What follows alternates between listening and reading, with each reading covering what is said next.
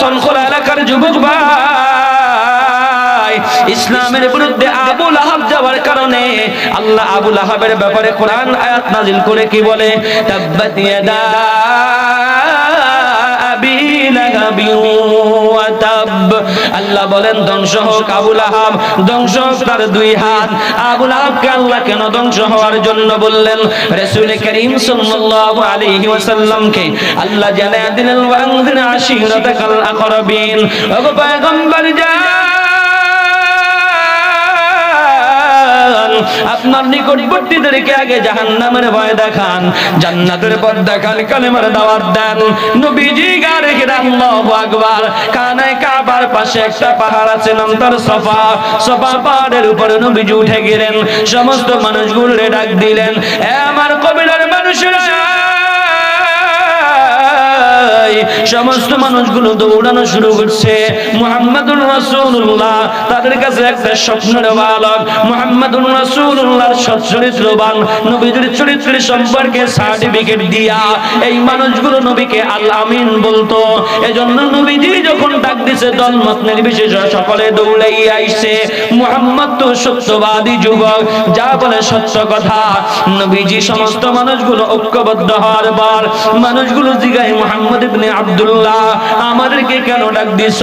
নবীজি আমার কায়েম, মানুষেরা আমি যদি তোমাদেরকে বলি গো এই পাহাড়ের পাদদেশে শত্রু দল আছে, তোমাদের উপর হামলা করবে, মারার জন্য আইছে, খানায় কাবা আক্রমণ করবে, তোমরা বিশ্বাস করবে না।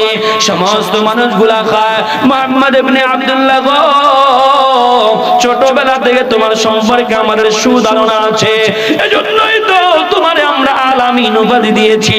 তোমার কথার মধ্যে কোনো সন্দেহ নাই, লা শাক্কা ওয়ালা রাইবা ফীহি। মুহাম্মদ ইবনে আব্দুল্লাহ আপনি যা বলবেন চির সত্য কথা, আমরা বিশ্বাস করব, অকপটে মানব। নবীজি খায়, আমার এলাকার মানুষেরা দুনিয়ার শত্রুরে তোমরা এমন ভয় করো, আমি নবীজি তোমাদেরকে জাহান্নামের ভয় দেখায়। আল্লাহু আকবার। আনা রাসূলুম মিন ইনদিল্লাহ ইসমি মুহাম্মাদুর রাসূলুল্লাহ।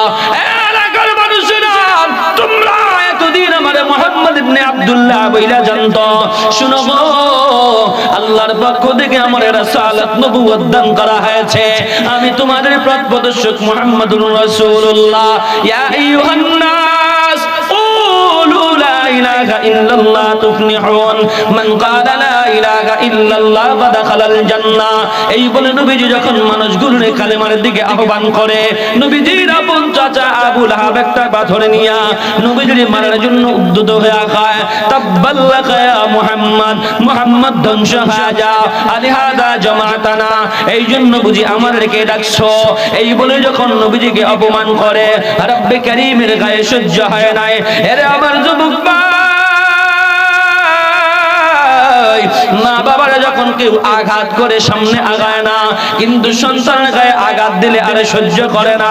পশু পাখির দিকে তাকায় দেখো, গরু ছাগল কুকুর ছাগল বিড়াল, এদের গায়ে তুমি গুতা দিবা কিচ্ছু বলবে না, ওদের বাছুরকে নিয়ে সিনেমিনে খেলবা, তোমারে আর থাকতে দিবে না। আল্লাহ কয় বান্দা আমার বিরুদ্ধে কথা কও, আমি আল্লাহ ছাড় দেই, আমার বিরুদ্ধে কুচ্চা রচনা করো, আমি ছাড় দেই, আমার নবীর বিরুদ্ধে কথা বলবা, আমি রব সহ্য করতে পারি না। তাব্বাত শব্দ দিয়া নবীরে যখন গজব দেয়, তাব্বাল্লাকা ইয়া মুহাম্মদ, মুহাম্মদ ধ্বংস হয়ে যাও, একই শব্দ দিয়ে আল্লাহ আয়াত নাযিল করে, তাব্বাত ইয়াদা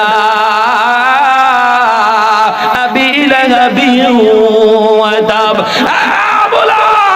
আমার নবী ধ্বংস হবে না, আমার নবীর এই বাতিটা আল্লাহ জ্বালাইলেন, চেরাগেরা কেইজাত বার ফরুজাত কাছে কষ্ট মজনদের শশুব সুজাত, চেরাগেরা কেইজাত বার ফরুজাত কাছে কষ্ট মজনদের শশুব সুজাত।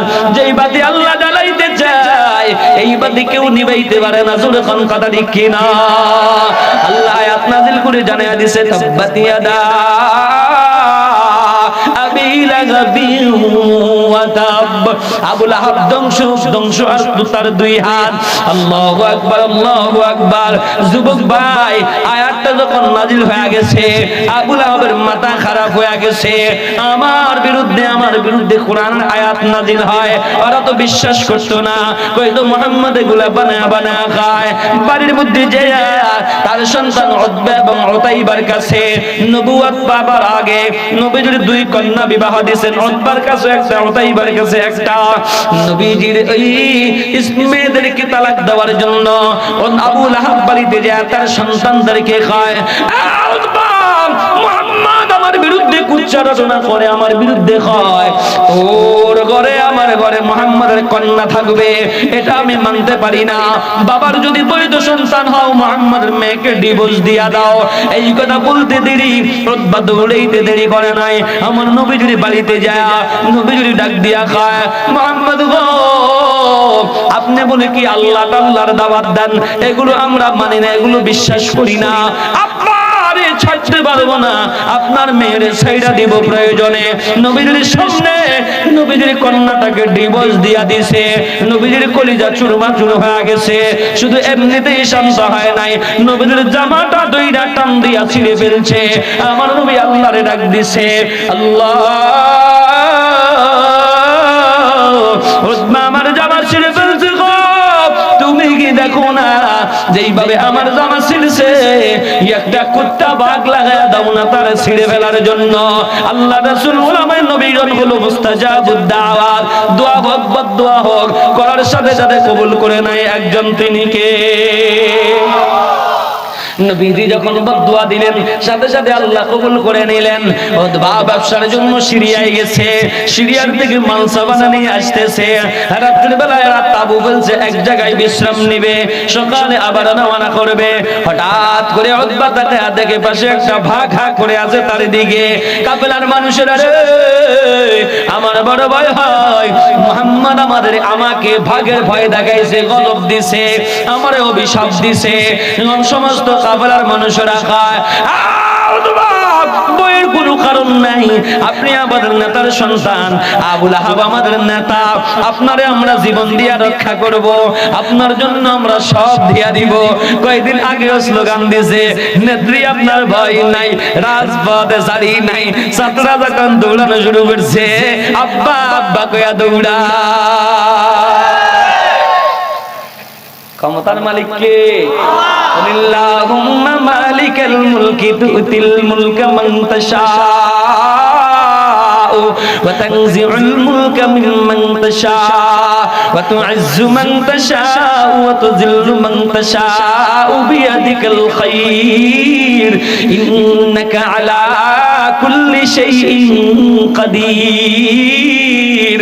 আল্লাহ কয়, ক্ষমতা দি আমি আল্লাহ, নেই আমি আল্লাহ, চেয়ার দেই আমি আল্লাহ, নেই আমি আল্লাহ।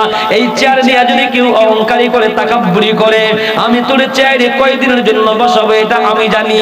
তুই যদি টার্গেট দিয়া দেস 41 সালের আগে কোনো কথা নাই, খেলা চলতে তবে খেলা হবে। র‍্যাব আমার, প্রশাসন আমার, পুলিশ আমার, সব আমার, আর আমার ক্ষমতা আমার আব্বাই কইরা গেছে, এখন আমি আছি, এরপরে আমার ছেলে আছে, মেয়ে আছে, এদের জন্ম শেষ হবে 41 সাল পর্যন্ত, আগে আমরা থাকি, তারপরে দেখা যাবে কি করা যায় কি যায় না। আল্লাহ কয়, এটা তো বহু দূরে রে আল্লাহর বান্দি, জানুস না ক্ষমতা যে আমি দেই, তুই ভুইলা গেছো আমারে ভাইয়া।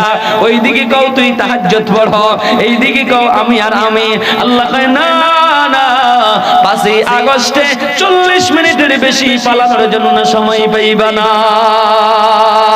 দুপুরে রাইনবা, গোশত দিয়া, খাসি দিয়া, কোরমা দিয়া রাইনবা, খাইতে পারবা না।